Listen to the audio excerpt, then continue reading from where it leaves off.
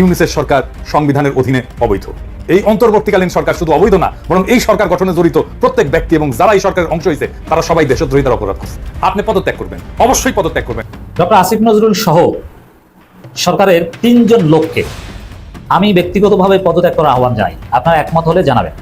হ্যাঁ, যারা একমত না তারাও একমত হবেন, কিন্তু একটু দেরিতে হবে। মানুষকে রাস্তায় নামতে বাধ্য করেন। একটা কথা মাথায় রাখেন, এদেশে যখন আপনি এদেশের প্রধান উপদেষ্টার দায়িত্ব নিয়েছেন, এদেশের প্রত্যেকটা মানুষের সুখ দুঃখ আপনি সমাধান করবেন, এই প্রতিজ্ঞা করে আপনি দায়িত্ব নিয়েছেন।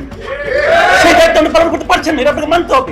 ডক্টর মোহাম্মদ ইউনূস, আপনি ক্ষমতা পাওয়ার পরে আপনি যাদেরকে উপদেষ্টা হিসাবে নিয়োগ দিয়েছেন তাদেরকে কোন কোঠায় আপনি নিয়োগ দিয়েছেন তা আমরা জানতে চাই। ডক্টর ইউনূস সাহেব আপনার যেভাবে বিদেশি ঋণ চক্রজালে যেভাবে জড়াচ্ছে, এটি কিন্তু আমাদের বাংলাদেশের যে ভবিষ্যৎ সেটি কিন্তু অনেকটাই ভালো হবে না বলে কিন্তু ইতিমধ্যে বিশেষজ্ঞরা মতামত দিয়েছেন। আসসালামু আলাইকুম দর্শক, নতুন একটা গুরুত্বপূর্ণ সংবাদে আপনাকে স্বাগতম। প্রিয় দর্শক, বাংলাদেশের যে রাজনৈতিক অবস্থা এবং যে পরিস্থিতি চলছে তারই আলোকে আপনাদের সামনে বেশ কয়েকটা গুরুত্বপূর্ণ ভিডিও নিয়ে হাজির হয়েছি, যার কিছুটা অংশবিশেষ আপনারা ভিডিও শুরুতেই দেখেছেন। দর্শক মণ্ডলী, ভিডিও শুরুতে দেখেই কিন্তু বুঝতে পেরেছেন যে আজকের নিউজটা ঠিক কতটা গুরুত্বপূর্ণ এবং ঠিক কোন বিষয়টাকে ইঙ্গিত করছে। তাই বলবো যারা ভিডিওটি অন করেছেন না টেনে সম্পূর্ণ নিউজটি দেখতে থাকুন। তো দর্শক, এই বিষয় নিয়ে আমি আর বেশি কথা বলবো না, চলুন দেখে আসবো আজকে সেই কাঙ্ক্ষিত ভিডিওগুলো। তার আগে বলবো যারা এখনও চ্যানেলটি সাবস্ক্রাইব করেননি অবশ্যই চ্যানেলটি সাবস্ক্রাইব করে পাশে থাকা বেল আইকনটি ক্লিক করে দিন। আর যারা ইতিমধ্যেই চ্যানেলটি সাবস্ক্রাইব করে রেখেছেন তাদেরকে অসংখ্য ধন্যবাদ। তো চলুন দর্শক, ভিডিওটিতে একটি লাইক দিয়ে আমরা ধারাবাহিকভাবে সবগুলো ভিডিওর আলোচনা দেখে আসি।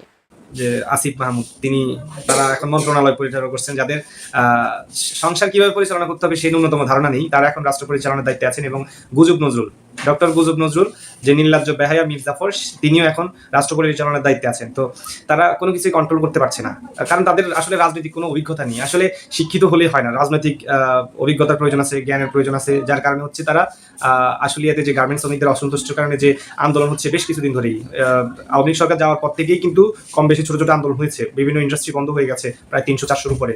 তো যেগুলো খোলা আছে সেগুলো এখন বন্ধ হওয়ার পথে। তো এখন এই গভর্নমেন্ট আসলে তারা ওই পলিটিক্স বোঝে না, তারা বোঝে না যে কিভাবে তাদেরকে কনভিন্স করা যায় শ্রমিকদেরকে যে তোমরা কাজ করো, সেই জ্ঞান তাদের নেই বলেই আজকে সর্বত্র বিশৃঙ্খল অবস্থা তৈরি হচ্ছে। তারা কোনো কিছুই কন্ট্রোল করতে পারছে না, আইন শৃঙ্খলা বাহিনীও তাদের কন্ট্রোলে নেই, তাদের কন্ট্রোলে এখন দ্রব্যমূল্য নেই, তাদের কন্ট্রোলে কোনো কিছুই নেই। যে যেভাবে পারছে আন্দোলন করছে। আপনি চিন্তা করেন যে ইন্টারের কয়েকশো স্টুডেন্ট আন্দোলন করছে তাদেরকে অটো পাসের জন্য, তারা মানতে বাধ্য হয়েছে, কারণ তাদের সরকার খুবই দুর্বল। তো এই অবস্থা আসলে এখন দেশের যে কত বড় ক্ষতি হয়ে গেল। ইভেন হাসনাত সার্জিল, তারা অনেক বড় বড় কথা বলছে, তারা অনেক উড়ে বেড়াইছে বাংলাদেশে। হ্যাঁ, তো আজকে এখন তারা কোথায়? এখন কেন তারা গণপিটুনি খাওয়ার ভয়ে দেওয়াল টপকে ভাগে? সমন্বয়ক নামটা আমি প্রেস ক্লাবে বলেছিলাম যে 3 মাসের মধ্যে সমন্বয়ক নামটা গালি হবে, এখনো কিন্তু 1 মাসও হয়নি, অলরেডি তাদেরকে দৌড়াদৌড়ি শুরু হয়ে গেছে। আর এখন তারা পালিয়েছেন। এখন সমন্বয়করা কোথায় আছেন? যারা সমন্বয়কদের নেতৃত্ব দিয়েছেন এখন তারা কোথায় আছেন? জাতি এখন জানতে চায়। বিদেশ যাওয়ার আবার প্রস্তুতি চলতেছে না, তো মনে হচ্ছে তাই। তো খুব শীঘ্রই দেখবেন যে ডক্টর ইউনূস, আসিফ নজরুল সহ এই বর্তমান মির্জাফর যারা আছেন তারা চলে গেলে অবাক হওয়ার কিছু নেই, কারণ আওয়ামী লীগ যখন আসবে খুব শীঘ্রই, তখন কিন্তু তারা বাংলাদেশে টিকে থাকতে পারবে না। এবং আরেকটা বিষয় হচ্ছে যে আমাদের বিভিন্ন রাজনৈতিক নেতাদেরকে নিয়ে বাজে মন্তব্য করেছেন। আসলে আমি বিএনপি জামাত বা রাজনৈতিক দলগুলোর রাইট আছে বাংলাদেশের রাষ্ট্র পরিচালনা করার। জনগণ যদি বিএনপি বা জামাতকে নির্বাচিত করে সেখানে আমার কোনো কথা থাকতে পারে না, কিন্তু এরা কারা? সাংবিধানিকভাবে কি ডক্টর ইউনূসের কোনো বৈধতা আছে? নেই, সাংবিধানিকভাবে তাদের কোনো বৈধতা নেই। তারা মৃত্যু পরোয়ানা মাথায় নিয়ে কিন্তু ঘুরতেছে। যারা জোর করে ক্ষমতা দখল করবে তারা কিন্তু সাংবিধানিক অনুযায়ী আইনত তারা মৃত্যুদণ্ড প্রাপ্ত আসামিরা। তো এখন এই হাসনাত সার্জিল বা উপদেষ্টারা তারা কোনো রাজনৈতিক দলকেই সম্মান করছে না। তারা এমনভাবে কথা বলছে যে জনগণ, এই দেশের জনগণ প্রায় 100% জনগণই কোনো না কোনো রাজনৈতিক দলকে সমর্থন করে। হয়তো আওয়ামী লীগের বর্তমানে 70% জনপ্রিয়তা আছে, বিএনপি জামাতের যে 30% জনপ্রিয়তা আছে, সেই মানুষগুলাকে তারা অবমূল্যায়ন করছে। জনগণ চাইছে রাজনৈতিক দল ক্ষমতায় আসুক, তারা নিজেরাই এখন জবরদস্তি করে ক্ষমতায় থাকতে চাচ্ছে। তো সেই জন্য তারা রাজনৈতিক দলগুলোর কে তারা কোনোভাবেই মূল্যায়ন করছেন না, অবজ্ঞা করে কথা বলছেন, যার পরিণতি আজকে হাসনাত সার্জিলদের এই অবস্থা। আসলে অল্প বয়সে পাকুলে বাল, দুঃখ থাকে চিরকাল, কথাটা কিন্তু বাস্তব সত্য। আমি সরি যে আমি বাজে ভাষায় কথা বলে ফেলছি, এক্সট্রিমলি সরি। তো এই নব্য মির্জাফররা আসলে অতি বেশি ভাড়াবাড়ি করছে না, বেশি উড়ে উঠছে না, এগুলা খুব শীঘ্রই এরা মাটিতে পড়বে। মাটিতে শুধু পড়বে না, এরা মাটিতে জনগণের থেকে পুঁতে ফেলবে। তো এখনো এই ডক্টর আসিফ নজরুল, মির্জাফর নজরুল, গুজব নজরুল, আপনার লজ্জাহীন মানে আপনার লজ্জা চরম সীমা রেখা পার করছে, আপনার লজ্জা যে নাই, আপনি নির্লজ্জ বেহেয়া। একটা মানুষ বলছে যে আমাকে গরু ছাগলের মতো ব্যবহার করছে, আমাকে ফুটবলের মতো লাথি মেরে ফেলে দিচ্ছে, মানুষকে রাস্তায় নামতে বাধ্য করেন না। একটা কথা মাথায় রাখেন, এদেশে যখন আপনি এদেশের প্রধান উপদেষ্টা দায়িত্ব নিয়েছেন, এদেশের প্রত্যেকটা মানুষের সুখ দুঃখ আপনি সমাধান করবেন, এই প্রতিজ্ঞা করে আপনি দায়িত্ব নিয়েছেন। সেই দায়িত্ব আপনি পালন করতে পারছেন না, এটা আপনাকে মানতে হবে। আপনি ওখানে বসে থাকবেন আর বলবেন কি আমাকে আপনারা তোমরা সমালোচনা করো, আর আমি কোনো ব্যবস্থা নেবো না। তাহলে কেন রে ভাই? আমি কি পাথরের কাছে যে পর্বতের কাছে যে কান্নাকাটি করবো? সেটা তো আমরা চাই না। সেই পর্বত যে নাকি অত উঁচু থেকে মানুষকে দেখতে পারে। আপনি অনেক বড় মানুষ, কোনো সন্দেহ নাই। একটা মানুষ তখনই বড় হয় যখন সে ছোটদের সামান্য ব্যথাকে অনুভব করতে পারে।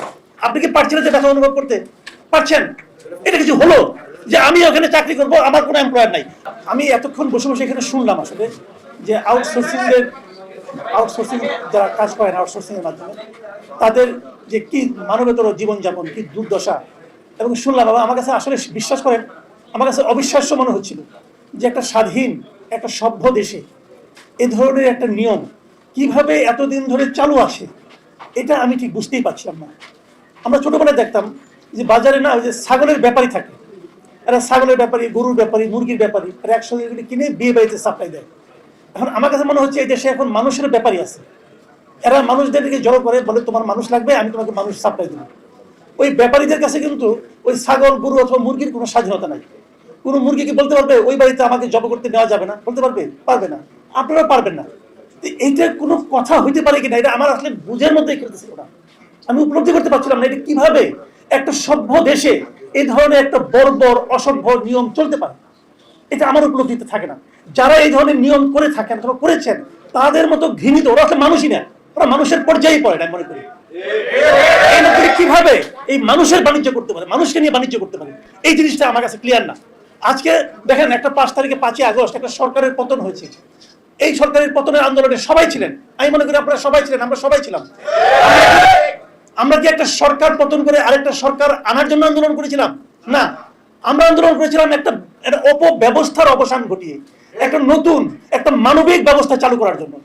আপনাদের এই আন্দোলন আমি দেখছি, আমি কাগজপত্রগুলি দেখলাম, আপনারা তো অগাস্ট মাসে শুরু করেছেন, তার মানে কি আন্দোলন না? ঠিক অগাস্ট মাসে আপনারা নতুন এই সরকারকে জানান দিয়েছেন যে আপনারা জানুন আমরা কোথায় আছি। এবং আমি তারপরে দেখলাম একবার প্রধান উপদেষ্টা বললেন যে আপনারা সবাই রাস্তায় নেমেন না, আন্দোলন করেন না, আমাদেরকে কাজ করতে দেন, আপনাদের যে দাবি দাওয়া আছে সেগুলো আমাদেরকে জানান। আমি দেখলাম আপনারা এর মধ্যে 3 বার জানিয়েছেন। আমার প্রশ্ন হলো আপনার কথা মতো আমরা জানালাম, জানার পর আপনি কি করেছেন? 3 বার আপনার অফিস এটাকে গ্রহণ করেছে, রিসিভ করার পর আপনি কি করলেন? আপনি কিছুই করেননি। তাহলে আপনি আবার বলছেন যে আপনারা ডিস্টার্ব করেন না, আপনারা কাজ করতে দেন আমাদেরকে। কাজ তো আপনারা করতে পারছেন না, কেন পারছেন না আপনারা কাজ করতে? আচ্ছা, অনেকে আবার কুযুক্তি দেন যে এই যে ঠিকাদার যারা, এরা না থাকলে আমাদের চাকরিটা কে দিত না হতো। ভাই এই লোকগুলো তো লাগতো আলটিমেটলি, এই লোকগুলি ছাড়া তো প্রতিষ্ঠানগুলি চলতে পারতো না। যে লোকগুলি লাগবে সেগুলো নেওয়ার জন্য মাঝখানে একজন মধ্যস্বত্বভোগী কেন থাকবে? মাঝখানে একজন ঠিকাদার, আমি বুঝি না।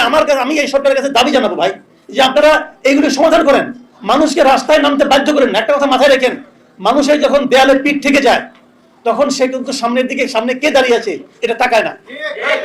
এবং একসময় মনে হয়েছিল কিন্তু যে শেখ হাসিনা এই দেশ থেকে যাবে না, আমারও মনে হয়েছিল, আমিও বিশ্বাস করা ছেড়েই দিয়েছিলাম যে এই দানব কোনদিন বিদায় হবে না। কিন্তু মানুষের যখন পিঠ দেয়ালে থেকে যায়, একজন সাধারণ মানুষ, অনেকগুলি সাধারণ মানুষ যখন একত্র হয়, দানবও পরাস্ত হয়। আপনাদেরকে ভালোবেসে এই সরকারের দায়িত্ব দেওয়া হয়েছে, সেই ভালোবাসার প্রতিদান আপনারা যদি দেন তাহলেই কেবল আপনারা টিকতে পারবেন, তাহলেই কেবল আপনার সম্মান নিয়ে যেতে পারবেন। তা না হলে যতটা সম্মান নিয়ে এসেছেন তার চেয়ে অসম্মানিত যাতে না হতে হয় সেই চিন্তা আপনারা করবেন, এই প্রত্যাশা আমি করি। ডক্টর ইউনূস সাহেব আপনার যেভাবে বিদেশি ঋণ চক্রজালে যেভাবে জড়াচ্ছে, এটি কিন্তু আমাদের বাংলাদেশের যে ভবিষ্যৎ সেটি কিন্তু অনেকটাই ভালো হবে না বলে কিন্তু ইতিমধ্যে বিশেষজ্ঞরা মতামত দিয়েছেন।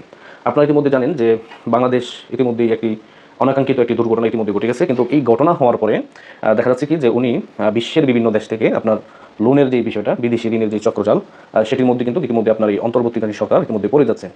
আসলে এই ঋণ ফাঁদের ভিতরে যদি আমরা পড়ি তাহলে দেখা যাবে কি যে আমাদের দেশ থেকে প্রায় হাজার হাজার কোটি টাকা লুপাট হওয়ার একটি সম্ভাবনা রয়েছে। আপনারা জানেন সাম্প্রতিক সময় যখন শেখ হাসিনা ক্ষমতায় ছিল তখন কিন্তু বাংলাদেশের প্রত্যেকটি ব্যাংকে গ্রাহকরা চাইলে কিন্তু যে কোনো অ্যামাউন্টের আপনার টাকা উত্তোলন করতে পারত। এখন এমন একটি পরিস্থিতি তৈরি হয়েছে যে ব্যাংক থেকে পর্যাপ্ত পরিমাণ কোনো টাকা বা অ্যামাউন্ট চাইলেই কিন্তু গ্রাহক উঠাতে পারতেছে না। এখন এই পরিস্থিতিতে আপনার ডক্টর ইউনূস সাহেব দেখা যাচ্ছে কি যে বিদেশির যে ঋণ সেটি কিন্তু ইতিমধ্যে উনি নেওয়ার একটি প্রস্তুতি গ্রহণ করেছে। আর আপনারা হয়তো ইতিমধ্যে জানেন যে জাতিসংঘের অধিবেশনে ডক্টর ইউনূস যখন ওখানে যায় তখন সেখানে আপনার জো বাইডেনের সাথে একটি দ্বিপাক্ষিক বৈঠক করে। আসলে এরকম বৈঠক আপনার 10 মিনিট 15 মিনিটের বৈঠক করে সেলফি তুলে আপনার দেশকে আসলে দেশের জনগণকে উনি কী বোঝাতে চান এটি হচ্ছে এখন সবচেয়ে বড় দেখার বিষয়। কারণ উনি হচ্ছে এনজিও সরকার, কারণ উনি ঋণ কীভাবে নিতে পারে এই বিষয়গুলো কিন্তু ওনার অনেকটা অভিজ্ঞতা রয়েছে।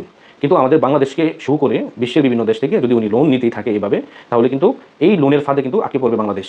আগের যে ঋণগুলো রয়েছে সেগুলো পরিশোধ করার বদলে যদি এখন নতুন করে ঋণ নেয় তাহলে দেখা যাবে কি উনি ক্ষমতায় থাকতে পারবে না 2 মাসও, কিন্তু উনি লোন নিয়ে বসে আছে হাজার হাজার কোটি টাকা। তখন এই টাকাগুলো দেখা যাচ্ছে কি দেশ থেকে কিন্তু আপনার পাচার হওয়ার একটি সম্ভাবনা রয়েছে। এই জন্য আমি মনে করি যে বিদেশি ঋণের যে ফাঁদ ইতিমধ্যে বাংলাদেশে তারা ফাঁদ পেতেছে বা পেতে বসে আছে বাংলাদেশকে ঋণ দেওয়ার জন্য। আর যেই গভর্নমেন্টই আসুক না কেন তাকে কিন্তু সেটি পরিশোধ করতে হবে। এখন প্রশ্ন হচ্ছে যে উনি কেন এরকম ঋণের চক্রজালে জড়াচ্ছে প্রতিনিয়ত, বা ঋণ নেওয়ার জন্য কেন এতটা আগ্রহী হয়ে পড়েছে। আমরা যদি দেখি যে 5 তারিখের আগে কিন্তু মোটামুটি সবাই বাংলাদেশ একটি পরিস্থিতি স্বাভাবিক গতিতেই চলাফেরা করতো বাংলাদেশ।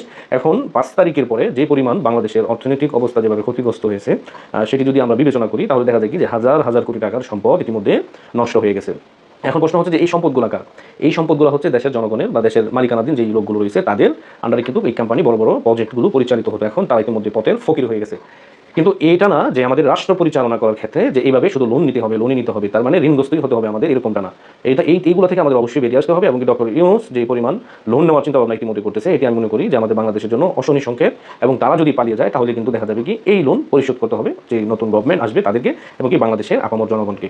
এই জন্য বলবো যারা ইতিমধ্যে বিশেষজ্ঞ রয়েছেন বা রাজনীতি বিশ্লেষণ যারা করেন আপনারা অবশ্যই পরামর্শ দিবেন উপদেষ্টাদেরকে, তারা যেন এরকম কোনো ঋণের চক্রজালে আপনার না আটকায়। কারণ বাংলাদেশকে ঋণ দেওয়ার জন্য বিশ্বের বিভিন্ন দেশ বসে আছে, খালি শুধু দিবেই একসময় টুপ করে বাংলাদেশে দিলে ফেলবে এরকম একটি পরিকল্পনা কিন্তু বা এরকম একটি ইয়ার সম্মুখীন কিন্তু বাংলাদেশ একটা সময় হতে পারে।